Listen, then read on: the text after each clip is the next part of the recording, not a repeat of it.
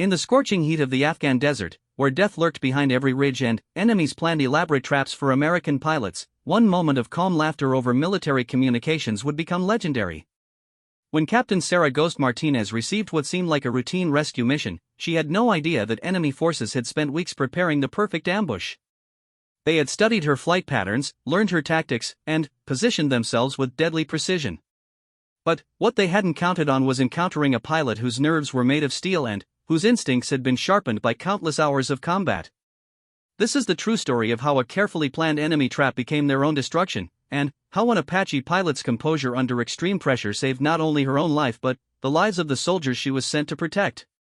In a war where split-second decisions meant the difference between life and death, Captain Martinez was about to prove that sometimes the hunter becomes the hunted, and that underestimating an American warrior could be a fatal mistake. The enemy thought they had her cornered. They were wrong. The morning sun cast long shadows across Forward Operating Base Chapman as Captain Sarah Martinez walked toward her AH-64 Apache helicopter. The familiar weight of her flight gear felt comfortable against her shoulders, and the smell of jet fuel mixed with desert dust filled her nostrils. She had been flying combat missions in Afghanistan for 8 months now, and every takeoff still carried the same electric tension of knowing that not everyone who left the base that morning would return. Sarah's call sign was Ghost, earned during her first month in theater when she had appeared out of nowhere to save a pinned-down patrol, striking so quickly and vanishing so completely that the enemy thought they were seeing phantoms. Her crew chief, Sergeant First Class Rodriguez, was already performing his pre-flight inspection when she approached the aircraft. "Morning, Captain," Rodriguez called out, his voice carrying the easy confidence of a man who had worked on helicopters for 12 years. "She's ready to dance today. All systems green. Weapons loaded per your specifications." Sarah nodded, running her own visual inspection of the aircraft. The Apache stood like a mechanical predator, its tandem cockpit gleaming in the morning light. The 30mm chain gun hung beneath the nose like a steel tooth, while Hellfire missiles waited silently on the wing pylons. She had flown this particular bird, tail number 06-07891, on 17 previous missions. They had developed an understanding, pilot and machine working together in the deadly ballet of modern warfare. "Weather report looks good," she said, checking her watch. "Clear skies, light winds. Perfect hunting weather if the bad guys want to play today." Her co-pilot and weapons officer, Chief Warrant Officer Marcus Thompson, emerged from the operations tent with their mission briefing folder tucked under his arm. Thompson was a quiet professional from Oregon who had a gift for spotting targets that others missed. He had been flying with Sarah for 6 months, and they had developed the kind of trust that only came from facing death together. "Got an interesting one today, Ghost," Thompson said, handing her the briefing packet. "Intelligence says there's been increased enemy radio chatter in the Waygul Valley. Ground forces are requesting armed reconnaissance to investigate possible insurgent movement." Sarah opened the folder and studied the mission parameters. The Waygul Valley was a known trouble spot, a narrow corridor between jagged mountains where Taliban fighters often moved supplies and personnel. The terrain was challenging, with steep ridges providing countless hiding spots for enemy fighters. Previous missions in the area had encountered sporadic small arms fire, but nothing that posed a serious threat to an Apache. "Looks straightforward enough," she said, though something in her gut told her to be extra careful today. Combat pilots learned to trust their instincts, and Sarah's had kept her alive through more dangerous situations than she cared to count.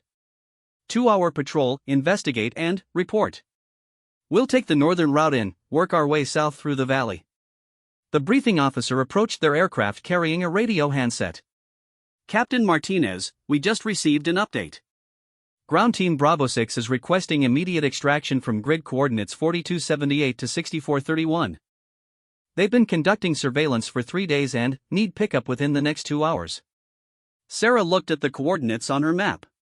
The pickup point was located on a small plateau in the eastern section of the Waygul Valley, accessible but surrounded by higher terrain that could hide enemy positions. It was exactly the kind of location where a careful enemy might set up an ambush. "What's their situation?" she asked, studying the topography around the extraction point. "Radio contact is spotty, but they report no immediate contact. Just need transport back to base.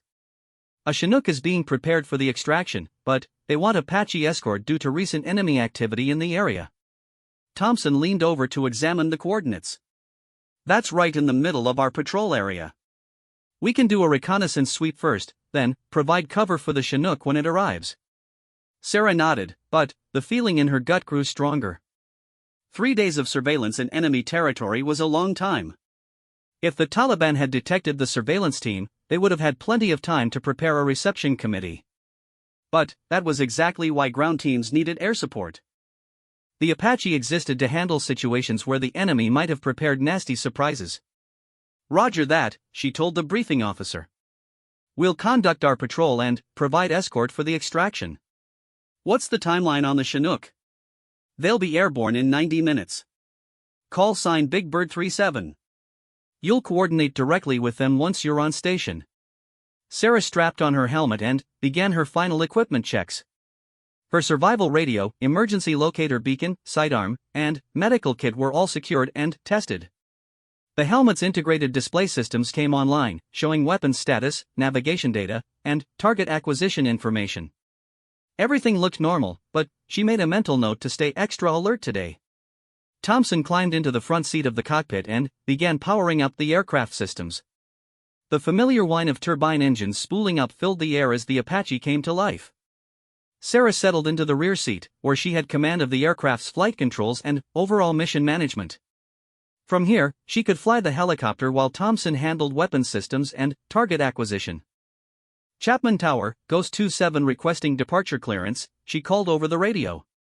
Ghost 27, Chapman Tower. You are cleared for departure to the northeast. Contact approach control on frequency 247.75. Good hunting. Sarah pulled pitch and the Apache lifted smoothly into the morning air. The base fell away beneath them as they climbed toward the mountains. The landscape of Afghanistan spread out below like a moonscape painted in browns and grays, with occasional patches of green where ancient irrigation systems still brought water to small valleys. As they flew toward the Waygul Valley, Sarah reviewed what she knew about recent enemy activity in the region. Taliban fighters had been increasingly bold in their attacks on coalition forces, using everything from improvised explosive devices to sophisticated ambushes involving multiple coordinated positions. Intelligence reports suggested that enemy forces had been studying American tactics and developing countermeasures specifically designed to target helicopters. The Apache was a formidable weapons platform, but it was not invulnerable. Enemy fighters armed with rocket-propelled grenades could pose a serious threat if they achieved surprise and got close enough for accurate fire. The key was maintaining situational awareness and never allowing the enemy to dictate the terms of engagement. Ghost, this is Bravo 6, a voice crackled over the radio as they approached the valley. We're monitoring your approach. Grateful for the escort today. Sarah keyed her radio. Roger, Bravo 6. Ghost 27 inbound to your location. What's your current situation? All quiet here. We've been observing suspected enemy movement in the lower valley, but nothing in our immediate area. Looking forward to getting out of this hole. The transmission sounded routine, but Sarah noticed something odd. The voice was clear and strong, not what you would expect from someone who had been hiding in the mountains for 3 days with limited battery power for their radio equipment. Professional soldiers were trained to conserve radio batteries during extended operations. Thompson must have noticed the same thing. He turned in his seat and caught Sarah's eye, raising an eyebrow. She nodded to show she had heard the transmission and shared his concern. They would proceed with the mission, but extra caution was definitely warranted. The Waygul Valley opened up before them as they crested the last ridge. It was a narrow corridor between steep mountainsides, with a dry riverbed running down the center. The terrain was perfect for ambushes, with countless caves, overhangs, and rocky outcroppings that could hide enemy fighters. Sarah had flown missions in similar terrain, and she knew how quickly a routine patrol could turn deadly. Beginning reconnaissance sweep, she announced over the radio. Bravo 6, we'll work our way toward your position and clear the area before the Chinook arrives. Roger, Ghost. We'll be ready.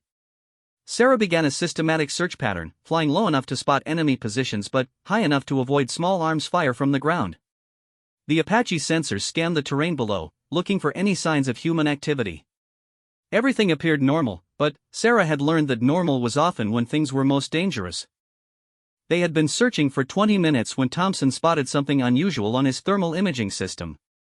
Ghost, I've got multiple heat signatures in the rocks about 2 clicks south of the extraction point. Could be animals, but the pattern looks deliberate. Sarah adjusted their course to investigate. As they approached the area Thompson had identified, she could see what had caught his attention. The heat signatures were positioned in a rough semicircle, facing toward the plateau where Bravo 6 was supposed to be waiting. It looked exactly like an ambush position. Bravo 6, be advised we're seeing possible enemy positions south of your location. Are you able to observe any movement from your position? The radio was silent for several seconds before the response came. Negative, Ghost. No movement visible from here. Something was definitely wrong. From the plateau where Bravo 6 was located, they should have had a clear view of the area where Thompson had spotted the heat signatures. Either the surveillance team was not where they claimed to be, or they were not who they claimed to be. Sarah made a decision that would prove crucial in the next few minutes. Instead of flying directly to the extraction point as planned, she would circle wide and approach from an unexpected direction. If someone was setting a trap, she was not going to make it easy for them. Thompson, I want you to keep those thermals locked on those positions. If anybody down there so much as twitches, I want to know about it immediately. Roger that. I've got eyes on at least 6 separate positions. Definitely human, definitely positioned for an ambush. Sarah's pulse quickened as the pieces of the puzzle began falling into place. The 2-clear radio transmission, the perfect ambush positions, the extraction request that had come at exactly the right time to lure an Apache into the valley. Someone had been planning this for days, maybe weeks. She was about to key her radio to warn the incoming Chinook when Thompson's voice cut through her thoughts with deadly urgency. Multiple launches. SAMs inbound from 3 different positions. The trap had been sprung, and Captain Sarah Martinez was about to face the fight of her life. The world exploded into controlled chaos as 3 surface-to-air missiles streaked towards Sarah's Apache from different positions in the valley. Her training took over instantly, muscle memory guiding her hands through defensive maneuvers that had been drilled into her through countless hours of simulation and combat experience. The aircraft's defensive systems screamed warnings as radar-guided death climbed toward them through the thin mountain air. Chaff, flares, brake right. Thompson shouted, simultaneously dispensing countermeasures and identifying the missile launch points on his targeting system. The Apache banked hard to the right as clouds of aluminum chaff and burning magnesium flares erupted from the aircraft's defensive dispensers, creating false targets designed to confuse the incoming missiles. Sarah felt the helicopter respond to her control inputs like a living thing, its twin-turbine engines screaming as she pushed the aircraft to its performance limits. The first missile, a shoulder-fired SA-7, lost lock on the heat signature and detonated harmlessly in a cloud of flares 300 meters to their left. The second missile, however, was a more sophisticated SA-14 with better countermeasure resistance.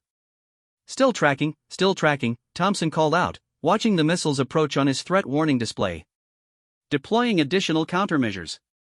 Sarah threw the Apache into a diving turn that would have made a fighter pilot proud, using the mountain terrain to mask their heat signature while simultaneously presenting a more difficult target. The maneuver worked. The SA-14 lost its lock and impacted the mountainside below them in a brilliant flash of orange flame and black smoke. The third missile was the most dangerous. Intelligence reports had suggested that Taliban forces were now equipped with more advanced Russian-made Igla missiles, but this was Sarah's first encounter with one. The Igla was faster, more maneuverable, and much more resistant to countermeasures than the older generation missiles she had faced before. Ghost, this is Chapman Base. We're showing defensive actions on your transponder.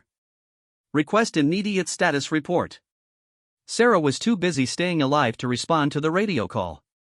The Igla was still climbing toward them, its seeker head locked onto their engine exhaust despite the chaff and flares. She had perhaps 10 seconds before impact, and conventional defensive maneuvers were not working against this particular threat. In that moment of supreme crisis, Sarah Martinez demonstrated why she had earned her reputation as one of the finest combat pilots in the Army. Instead of continuing evasive maneuvers that were proving ineffective, she did something that defied conventional wisdom and shocked even her experienced co-pilot. She flew directly toward the missile. Ghost, what the hell are you doing? Thompson yelled as he watched their aircraft accelerate toward certain destruction. Trust me, Sarah said with ice-cold calm, her voice steady despite the fact that they were 3 seconds from death. At the last possible moment, when the Igla was so close that Thompson could see its guidance fins adjusting for final impact, Sarah executed a maneuver that existed more in theory than practice. She simultaneously cut power to both engines while throwing the Apache into a vertical climb, using the aircraft's momentum to carry them upward while their heat signature virtually disappeared.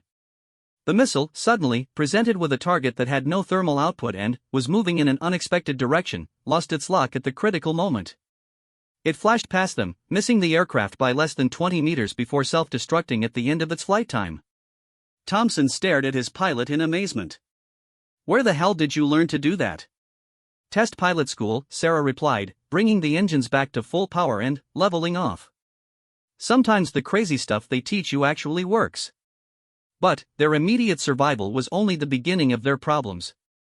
The missile launches had revealed their enemies' positions, and Sarah could see that they were facing something much more sophisticated than a typical Taliban ambush. The launch points formed a coordinated pattern that suggested professional military planning, and intelligence reports had not prepared them for this level of organization. "Thompson, I need a full tactical picture. How many positions, what kind of weapons, and where are the gaps in their coverage?" Thompson was already working the problem, using the Apache's advanced sensors to map the enemy positions. "I'm reading at least 12 separate fighting positions arranged in an overlapping pattern. They've got the valley exits covered, and I'm seeing what looks like heavy machine guns positioned to engage low-flying aircraft." Sarah studied the tactical situation with the calm analytical mind that had made her one of the youngest captains ever to command an Apache. The enemy had clearly spent considerable time planning this ambush. They had positioned themselves to force any aircraft entering the valley into a kill zone where multiple weapons could engage simultaneously. It was a professional job, the kind of coordination that suggested training by experienced military advisors. The radio crackled with an incoming transmission. "Ghost 27, this is Big Bird 37. We're 15 minutes out from the extraction point. What's your status?" Sarah felt a chill run down her spine. The Chinook transport helicopter was flying directly into the trap, and its crew had no idea what was waiting for them. A CH-47 Chinook was a large, relatively slow aircraft that would be easy prey for the enemy forces positioned in the valley. She had to warn them off while simultaneously dealing with the immediate threat to her own aircraft. "Big Bird 37, abort approach immediately. The LZ is hot, repeat, the LZ is hot. We have multiple enemy positions with SAMs and heavy weapons. Do not enter the valley. Roger, Ghost. Big Bird is holding at Rally Point Charlie. Can you clear the LZ?" That was exactly what Sarah intended to do, but it would require tactics that pushed both her aircraft and her crew to their absolute limits. The enemy had the advantage of prepared positions and superior numbers, but they had made one critical mistake. They had revealed their locations by firing at her aircraft, and now she knew exactly where they were. "Thompson, I want a Hellfire solution on the 3 SAM positions first. Priority targets. We'll work our way through their defensive line from east to west." "Roger. Laser designation active. First target acquired." Sarah brought the Apache into a hover behind a ridge line that masked them from most of the enemy positions. From here, Thompson could use the aircraft's mast-mounted sight to observe and target enemy positions while keeping the main body of the aircraft protected behind cover. It was a technique that required precise flying and perfect coordination between pilot and gunner. The first Hellfire missile launched with a sharp crack and a trail of white smoke. Sarah watched through her helmet display as the laser-guided weapon streaked toward its target, a rocky position where an SA-14 team was attempting to reload their launcher. The missile struck with pinpoint accuracy, and the enemy position disappeared in a cloud of dust and debris. Direct hit. SAM position neutralized, Thompson reported with professional satisfaction. "Target 2 acquiring," Sarah announced, adjusting their position slightly to give Thompson a better angle on the next target. The second Hellfire eliminated another missile team that had been positioned to cover the extraction point. Sarah could see enemy fighters scrambling to new positions, but their carefully planned ambush was falling apart under the precision strikes of the Apache's weapons systems. It was then that the enemy commander made a decision that would escalate the engagement to a new level of intensity. Instead of withdrawing his forces to fight another day, he committed his reserves to the battle. Sarah watched in amazement as additional enemy fighters emerged from concealed positions throughout the valley. The Taliban commander had apparently decided that destroying an American Apache was worth the loss of his entire force. "Ghost, I'm counting at least 30 additional combatants moving into position. They're bringing up what looks like a 23mm anti-aircraft gun from the northern valley." Sarah felt a moment of genuine concern. A 23mm gun could seriously damage or destroy an Apache if the gunners got lucky with their fire. She needed to eliminate that threat quickly before it became operational. Can you get a Hellfire lock on the gun position? Negative. Too much ground clutter, and they're using the terrain for concealment. We'd need to get closer for an effective engagement. Getting closer meant exposing themselves to concentrated small arms fire from multiple positions. It was exactly the kind of tactical situation that helicopter pilots were trained to avoid. But the Chinook crew was depending on them to clear the landing zone, and 30 enemy fighters with heavy weapons would make extraction impossible. Sarah made a decision that would be analyzed and discussed in military academies for years afterward. Instead of playing it safe and calling for additional air support, she chose to press the attack using tactics that maximized their advantages while minimizing their exposure to enemy fire. Thompson, we're going to use terrain masking to work our way up the valley. I'll keep us behind cover while you engage targets of opportunity. Once we're in range of that gun position, we'll pop up long enough for you to take it out with the chain gun. Roger. Just keep us alive long enough to do the job. Sarah dropped the Apache down into the valley floor, using the dry riverbed and its banks to screen their approach from enemy positions on the ridges above. It was dangerous flying, requiring split-second timing and precise control to avoid the rocky outcroppings and sudden terrain changes that could destroy an aircraft in an instant. As they worked their way up the valley, Thompson engaged enemy positions with the 30mm chain gun, each burst of fire precisely aimed to eliminate specific threats. The high explosive rounds tore through enemy fighting positions with devastating effect, but Sarah could see that the enemy fighters were adapting to their tactics. They're trying to box us in, Thompson observed, watching enemy movement on his thermal display. Fighters are moving to positions that will give them overlapping fields of fire if we continue up the valley. Sarah had noticed the same thing. The enemy commander was attempting to channel their Apache into a kill zone where multiple weapons could concentrate their fire. It was a sound tactic, and it might have worked against a less experienced crew. But Sarah Martinez had not survived 8 months of combat flying by being predictable. Hold on, she said with a slight smile that Thompson couldn't see. Time to show these guys why they call me Ghost. What happened next would become the stuff of legend among Apache pilots, a maneuver so audacious and perfectly executed that it would be studied and admired long after the war ended. Sarah had noticed something that the enemy commander had missed in his tactical planning, a weakness in their positions that she could exploit if she was willing to take an enormous risk. The calm laughter that came over the communications network in the next few seconds would be remembered by everyone who heard it, the sound of a professional warrior who had just seen exactly how to turn the enemy's trap against them.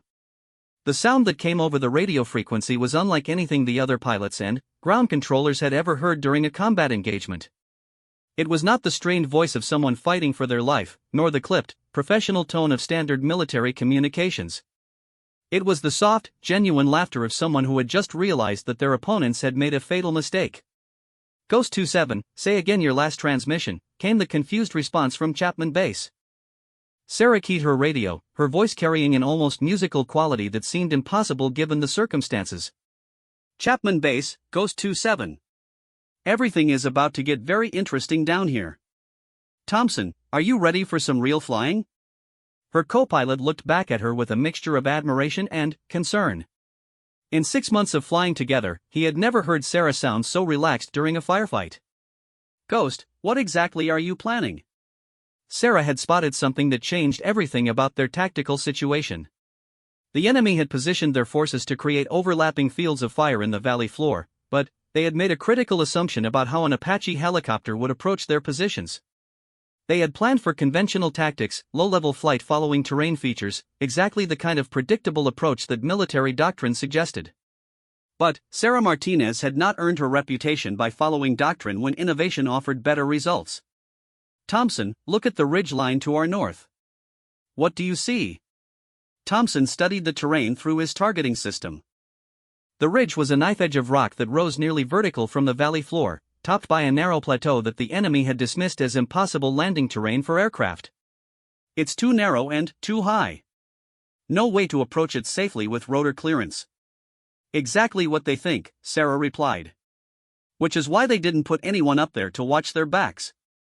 The audacity of what she was proposing began to dawn on Thompson. The ridge plateau was barely wide enough for an Apache to land, assuming perfect conditions and flying skills that pushed the aircraft to its absolute limits. But, if they could reach it, they would have a commanding view of all the enemy positions in the valley, with clear fields of fire for their weapons systems. Ghost, that's insane. The altitude, the wind conditions, the rotor clearance margins. Trust me, Sarah said, beginning a climbing turn that would take them up the backside of the ridge, away from enemy observation. I did not come this far to let some Taliban fighters think they can outsmart an Apache pilot. The ascent was a masterpiece of precision flying that pushed both aircraft and pilot to their limits. Sarah had to account for the thin air at altitude, unpredictable mountain winds, and terrain clearances that left no margin for error. The Apache climbed steadily, its engines working harder in the thin air while Sarah made constant adjustments to maintain safe clearance from the rocky mountainside. Altitude 8,000 feet and climbing, Thompson reported, monitoring their systems for any signs of stress or malfunction. Engine temperatures are within limits, but we're approaching the aircraft's service ceiling. Almost there, Sarah replied, her concentration absolute as she approached the ridge plateau. The landing area was exactly as narrow as Thompson had predicted, a strip of relatively flat rock perhaps 50 meters long and 20 meters wide. One mistake would send them tumbling down the mountainside in a ball of twisted metal and burning fuel. As they crested the ridge, Sarah could see the entire tactical picture spread out below them. The enemy positions were perfectly visible from their elevated vantage point, and she realized that the Taliban commander had made an even bigger mistake than she had initially thought.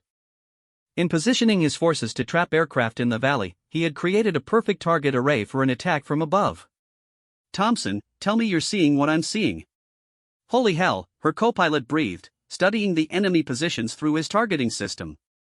They're all exposed from this angle. Every single position has clear lines of sight. It's like a shooting gallery. Exactly. And they have no idea we're up here because this approach was supposed to be impossible. Sarah brought the Apache into a hover directly over the plateau, the aircraft's rotors just clearing the rocky outcroppings on either side. From this position, Thompson had unobstructed views of the entire enemy force, while their own position was concealed by the terrain features below. Chapman Base, Ghost 27 is in position for engagement. Advise Big Bird 37 to stand by for immediate extraction clearance. Roger, Ghost. Big Bird is standing by. What followed was a demonstration of precision aerial gunnery that would be studied in military aviation schools for decades.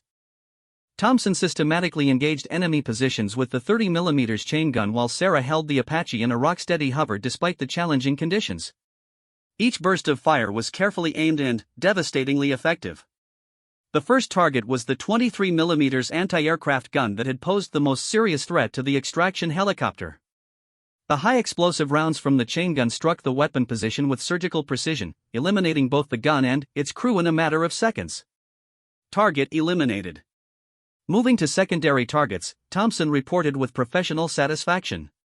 The enemy fighters below were completely unprepared for an attack from their rear. Their carefully prepared positions, designed to provide protection from valley-level approaches, offered no cover from the elevated angle of Sarah's attack.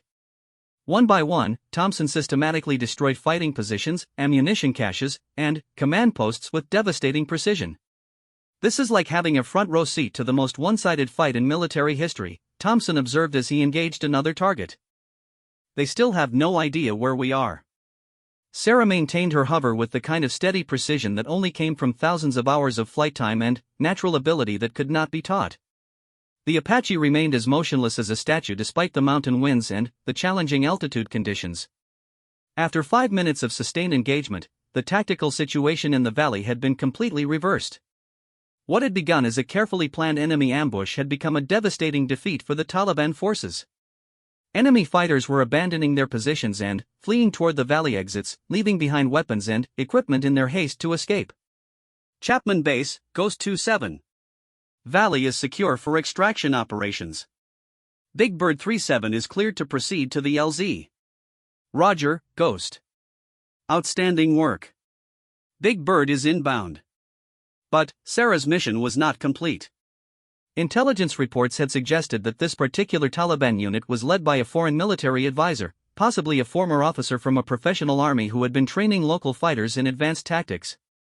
The sophisticated nature of the ambush supported this assessment, and capturing or eliminating such a high-value target would provide significant intelligence benefits. Thompson, I want you to scan for any vehicles or equipment that might indicate command personnel. These guys were too well organized to be a typical Taliban unit. Thompson adjusted his sensors to search for heat signatures that might indicate vehicles or sophisticated communication equipment.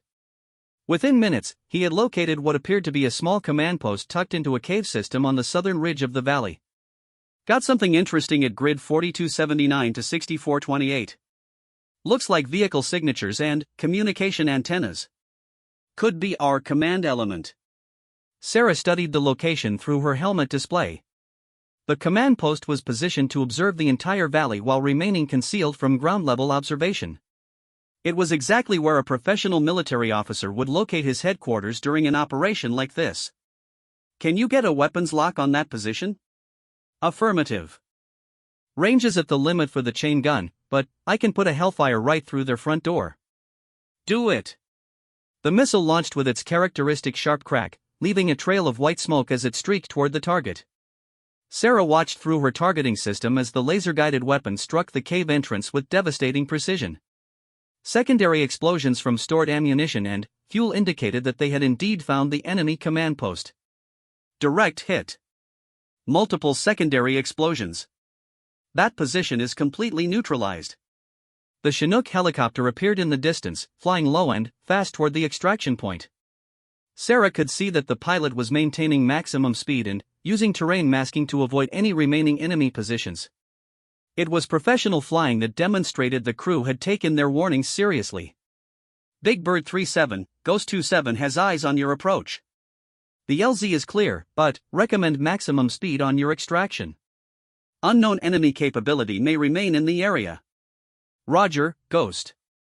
We'll be in and out as fast as possible. Sarah watched as the Chinook settled onto the plateau where Bravo 6 was supposed to be waiting for extraction. But what she saw next confused her. Instead of the four-man surveillance team that had supposedly been conducting reconnaissance for 3 days, 8 soldiers emerged from concealed positions and quickly boarded the aircraft. Thompson, did you see that? 8 personnel, not 4. And they looked like they were in full combat gear, not surveillance equipment. Roger. I saw it too. And they moved like a direct action team, not like guys who have been hiding in the rocks for 3 days. The implications were disturbing. Either the intelligence briefing had been wrong about the composition of Bravo 6, or something else entirely was happening. Sarah made a mental note to discuss the discrepancy with intelligence personnel when they returned to base. The Chinook lifted off with its passengers and immediately began a rapid departure from the valley. Sarah maintained overwatch until the transport helicopter was safely out of range of any remaining enemy weapons, then began her own departure from the mountain plateau. Landing on the ridge had been challenging, but taking off would be even more difficult. The thin air and confined space meant that she would have to execute a vertical takeoff with minimal forward airspeed, a maneuver that required perfect technique and favorable conditions. Thompson, monitor engine parameters during takeoff.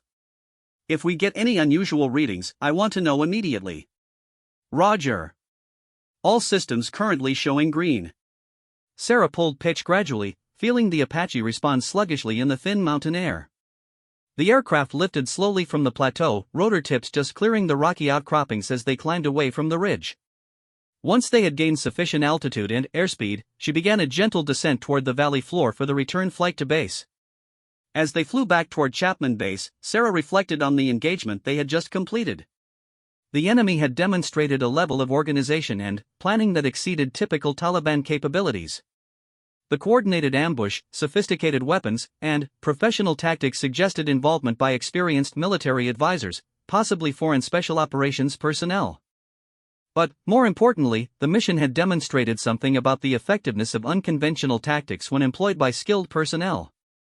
By refusing to follow predictable approaches and using terrain features that the enemy had dismissed as impossible, she had turned a deadly trap into a decisive victory.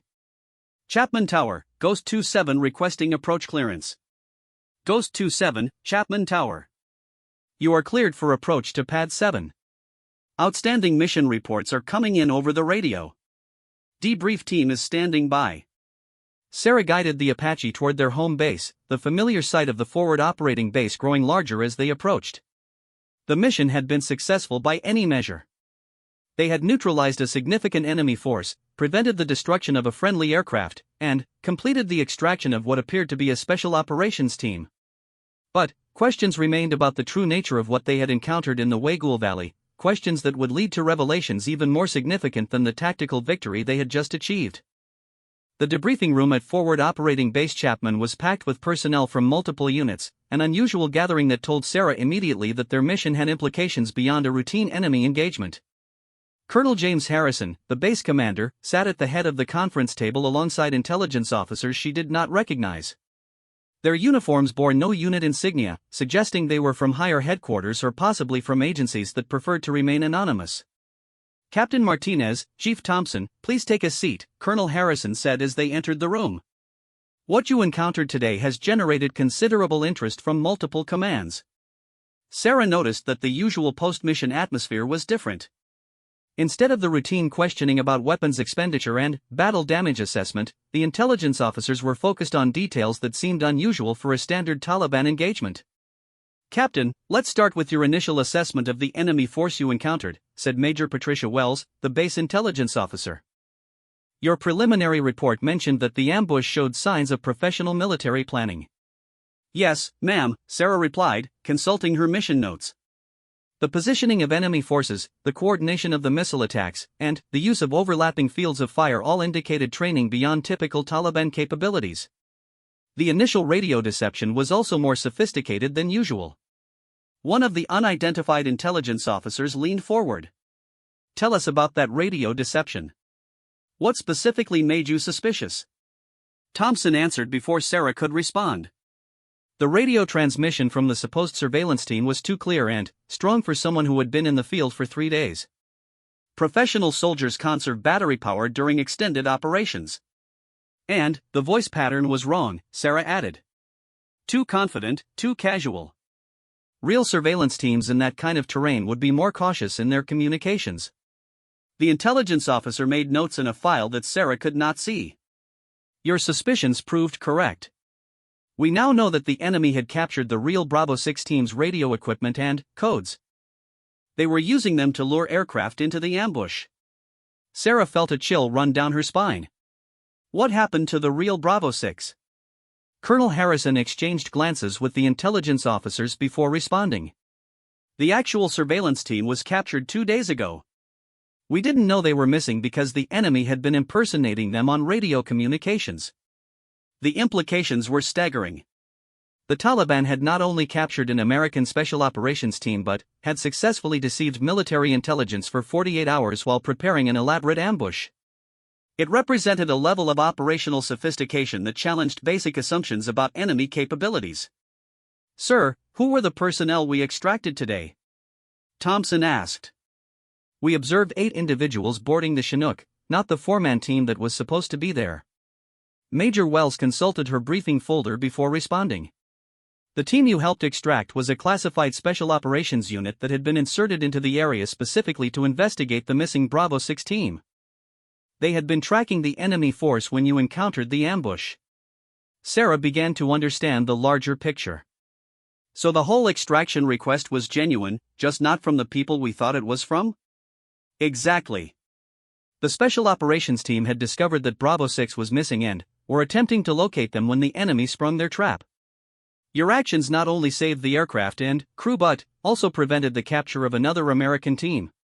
One of the unidentified intelligence officers spoke up. "Captain Martinez, your unconventional approach to the engagement provided us with intelligence that we would not have obtained through standard tactics. The elevated position you achieved allowed for detailed observation of enemy equipment and procedures." Sarah wondered where this conversation was leading. Intelligence debriefings rarely involved this level of detail unless there were broader implications for future operations. "The weapons you encountered," the officer continued, "particularly the Igla missile system, represent a significant escalation in enemy capabilities. We need to understand how these weapons reached Taliban forces and who provided the training for their employment. Based on your observations, the enemy force was led by someone with professional military experience," Major Wells added. "The tactics they employed are consistent with training by foreign military advisors, possibly former special operations personnel." Colonel Harrison leaned back in his chair, his expression serious. Which brings us to why you're here instead of filling out routine after-action reports. The enemy force you engaged was not a typical Taliban unit. Intelligence now indicates it was a training cadre composed of foreign fighters and advisors who were testing new tactics against American aircraft. The room fell silent as the implications became clear. The ambush had not been a random enemy action but a deliberate test of advanced anti-aircraft tactics designed specifically to target American helicopters. Sarah realized that they had stumbled into something much larger than a routine combat mission. "Sir, are you saying this was some kind of training exercise for the enemy?" she asked. "In effect, yes," the intelligence officer replied. "We believe foreign advisors have been training Taliban units in advanced ambush techniques specifically designed to counter American air mobility operations. Your encounter today was likely a field test of these tactics."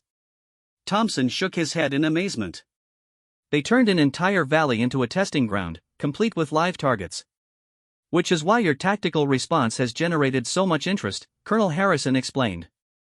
"By refusing to follow predictable approach patterns, you demonstrated that unconventional tactics can counter even well-planned enemy ambushes."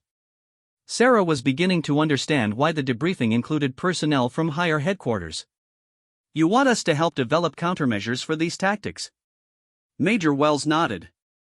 "Your improvised response today will be analyzed and possibly incorporated into training programs for other Apache crews. The Ridge Plateau approach you used represents exactly the kind of innovative thinking we need to stay ahead of evolving enemy tactics." One of the intelligence officers consulted his notes. "Captain, can you walk us through your decision-making process when you realized the conventional approach was not working? What factors led you to attempt the plateau landing?" Sarah thought back to those crucial moments when the tactical situation had demanded an immediate decision. "I realized that the enemy had planned for predictable responses. They had positioned their forces to counter standard helicopter tactics. The Ridge approach offered the advantage of surprise because it appeared impossible." "And the risk assessment?" "The risk of attempting an unconventional approach was less than the certainty of destruction if we continued with standard tactics," she replied. "Sometimes you have to choose between a difficult option and an impossible situation." Thompson added his perspective. "The key was recognizing that the enemy's strength, their prepared positions, also became their weakness when attacked from an unexpected direction. They had committed to a defensive plan that assumed we would approach from specific vectors." The intelligence discussion continued for another hour, covering every detail of the engagement. Sarah found herself describing tactical decisions she had made instinctively, breaking them down into analytical components that could be studied and potentially replicated by other crews. When the formal debriefing concluded, Colonel Harrison asked Sarah and Thompson to remain behind.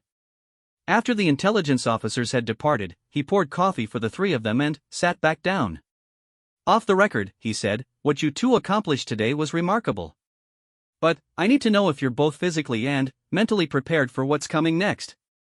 Sarah exchanged glances with Thompson. "Sir?" "Word of today's engagement is going to reach very high levels in the chain of command. Success like this tends to generate requests for repeat performances. You may find yourselves tasked with increasingly challenging missions." Thompson spoke for both of them. "We understand, sir. Whatever's needed." Colonel Harrison nodded approvingly. "Good. Because intelligence indicates that the enemy force you engaged today was only one of several similar units operating in different areas.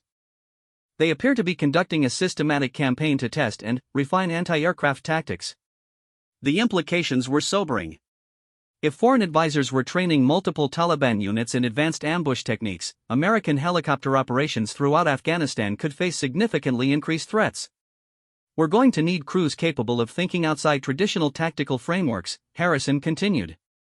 "Crews willing to take calculated risks and employ unconventional approaches when situations demand them." Sarah understood that they were being recruited for a specialized mission that would take them far beyond routine combat operations. "What exactly are you asking us to do, sir?" "I'm asking if you're willing to become the test pilots for new counter-ambush tactics. To deliberately seek out these enemy training units and engage them using the kind of innovative approaches you demonstrated today. It was the kind of assignment that could make careers or end them, depending on the outcomes." Thompson looked at Sarah, reading the same thoughts in her expression that were running through his own mind. "When do we start?" Sarah asked. Colonel Harrison smiled for the first time during the entire debriefing. Tomorrow morning. We've identified another potential target, and this time we're going in with full knowledge of what we're facing. As they walked back to their quarters that evening, Sarah reflected on how quickly their situation had changed. 12 hours earlier, they had been routine Apache crew assigned to standard patrol missions. Now they were being asked to pioneer tactics that could influence the entire course of helicopter operations in Afghanistan. Thompson interrupted her thoughts. So what do you think? Are we crazy to volunteer for this? Sarah looked up at the stars beginning to appear in the clear Afghan sky. Probably. But if we don't do it, who will? And, besides, she added with a slight smile, I didn't survive today's mission just to play it safe tomorrow. They had no way of knowing that their next mission would lead them into an encounter that would test not only their flying skills but also challenge everything they thought they knew about the nature of the enemy they were fighting. The real Bravo 16 was still missing, and intelligence had just received information suggesting they were being held at a location that would require the most dangerous rescue mission attempted in Afghanistan. Sarah Martinez was about to discover that her reputation for achieving the impossible was about to be put to the ultimate test. The briefing room at 0500 hours was dimmer than usual, with only essential personnel present for what Colonel Harrison had classified as a special access mission. Sarah noticed immediately that the maps on the briefing board showed a region of Afghanistan that was marked with red zones indicating areas where American forces rarely operated. This was not going to be a routine follow-up mission. Ladies and gentlemen, Colonel Harrison began, intelligence has located the missing Bravo 6 team. They are being held at a compound approximately 60 kilometers north of here, in terrain that presents unique challenges for any rescue attempt. Major Wells activated the overhead projector, displaying satellite imagery of a fortress-like compound built into the side of a mountain. The structure was clearly designed with defense in mind, featuring multiple levels carved into the rock face with only one apparent approach route that was heavily fortified. The compound is controlled by the same organization that conducted yesterday's ambush, Wells continued. Intelligence indicates it serves as a training facility for foreign fighters, possibly under the supervision of former military personnel from several countries. Sarah studied the imagery with growing concern. The compound's position was almost perfect from a defensive standpoint, with clear fields of fire covering all obvious approach routes. Steep mountainsides provided natural barriers, while the single-access road could be easily defended by a small force with heavy weapons. What's the intelligence on enemy strength at the facility? Thompson asked. One of the special operations officers who had joined the briefing answered. Estimated 50 to 70 fighters, with unknown quantities of heavy weapons and, possibly air defense systems. The facility has been under surveillance for 3 months, but this is the first time we've had actionable intelligence on American prisoners being held there. Colonel Harrison took over the briefing. The rescue mission will be conducted by Special Operations Forces, but they require helicopter support for insertion and extraction. Given the terrain and expected enemy resistance, this mission falls outside the parameters of standard helicopter tactics. Sarah began to understand why they had been selected for this assignment. The successful conclusion of the previous day's engagement had demonstrated their ability to operate effectively in situations where conventional approaches would fail. Sir, what specific role are we being asked to play? You'll be providing direct fire support for the assault team, but the approach requirements are unlike anything attempted before in this theater, Harrison replied. The only viable insertion point for the rescue team is a narrow ledge approximately halfway up the mountain face, accessible only by helicopter. The satellite imagery was replaced by detailed topographical maps showing the proposed insertion point. Sarah felt her pulse quicken as she realized the complexity of what was being requested. The ledge was barely large enough to accommodate a single helicopter, with no margin for error and no alternate landing sites nearby. The insertion point is under direct observation from the compound's defensive positions, Major Wells explained. Any helicopter approaching during daylight hours would be engaged by multiple weapon systems before reaching the ledge. Thompson studied the maps intently. So we're looking at a night insertion, in mountain terrain, onto a landing zone that's essentially a postage stamp surrounded by hostile positions. Exactly, the special operations officer confirmed. And the extraction will be even more challenging because the assault team will have prisoners who may be wounded or unable to move quickly. Sarah had participated in difficult missions before, but this one represented a combination of challenges that pushed helicopter operations far beyond normal safety margins. Night flying in mountainous terrain was dangerous enough under ideal conditions. Adding enemy fire and precision landing requirements created a situation where success would depend on perfect execution with no room for mistakes. "What aircraft will be used for the insertion?" she asked. "A single MH-60 Black Hawk will conduct the insertion and extraction," Colonel Harrison replied. "Your Apache will provide fire support and protection for the transport helicopter." Sarah realized that the success of the entire mission would depend on her ability to suppress enemy defensive positions while simultaneously providing protection for a vulnerable transport helicopter operating in the most challenging conditions imaginable. Timeline? Mission launches at 2200 hours tonight. The assault team needs to be inserted, complete their mission, and be extracted before dawn. Intelligence indicates that enemy reinforcements can reach the compound within 4 hours of the initial assault.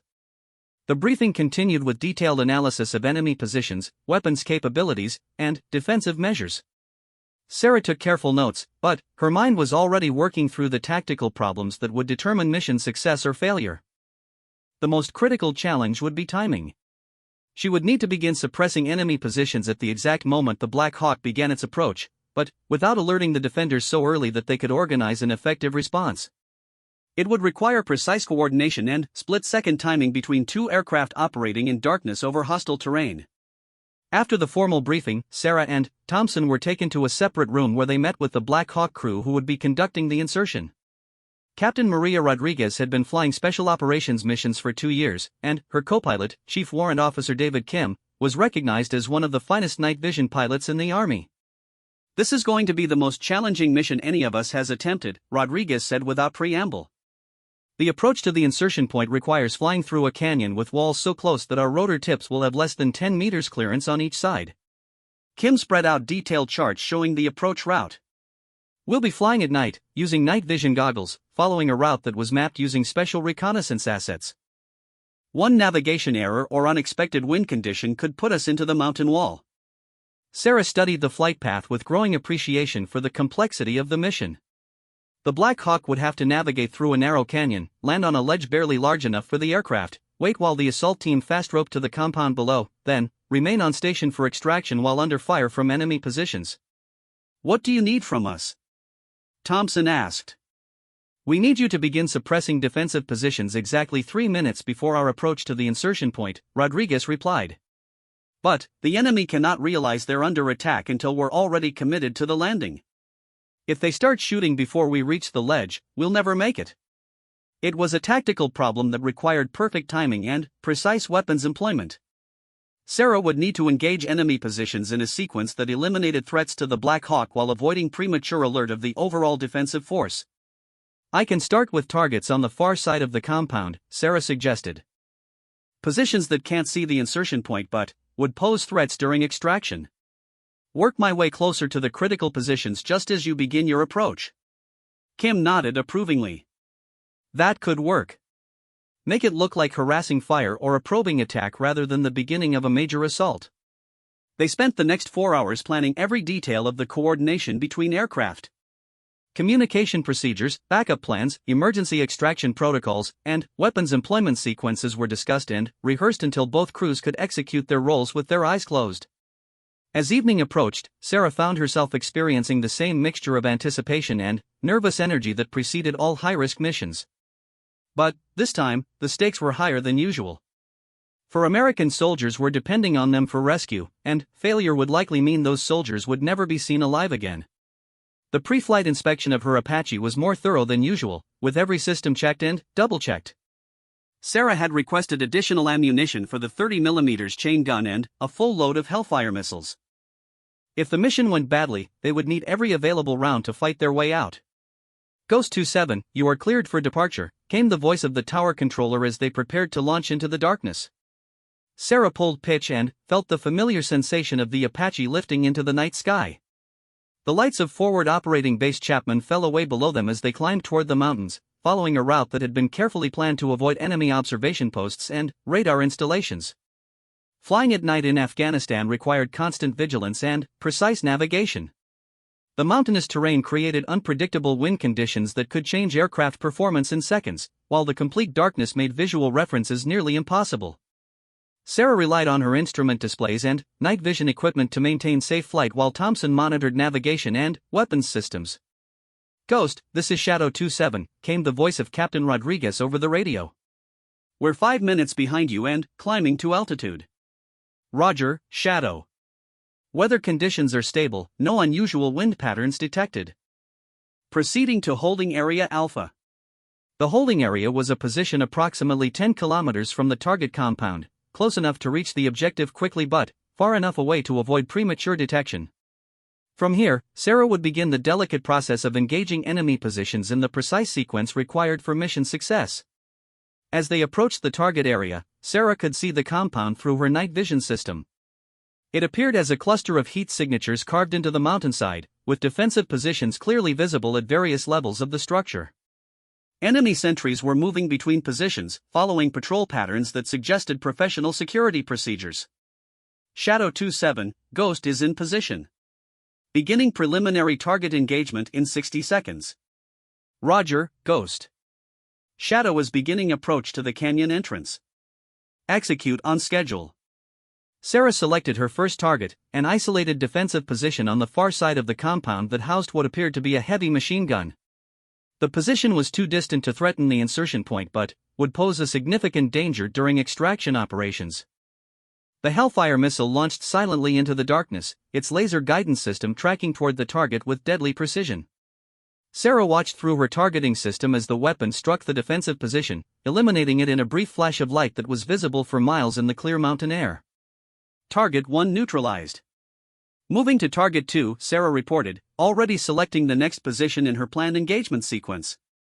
Over the next 2 minutes, she systematically destroyed 4 enemy positions, each engagement designed to appear as random harassment rather than coordinated preparation for assault. The enemy was responding to each attack but had not yet recognized the pattern that was emerging. Shadow 27 is entering the canyon, Rodriguez reported, her voice steady despite the enormous risk she was undertaking. Sarah could not see the Black Hawk in the narrow canyon, but she could track its progress on her navigation display. The aircraft was following the predetermined route through terrain so confined that a single mistake would result in immediate catastrophe. Beginning final target engagement, Sarah announced, selecting the defensive positions that directly threatened the insertion point. What happened in the next 90 seconds would determine whether 4 American soldiers lived or died, and whether Sarah Martinez's reputation for achieving the impossible would be confirmed once and for all.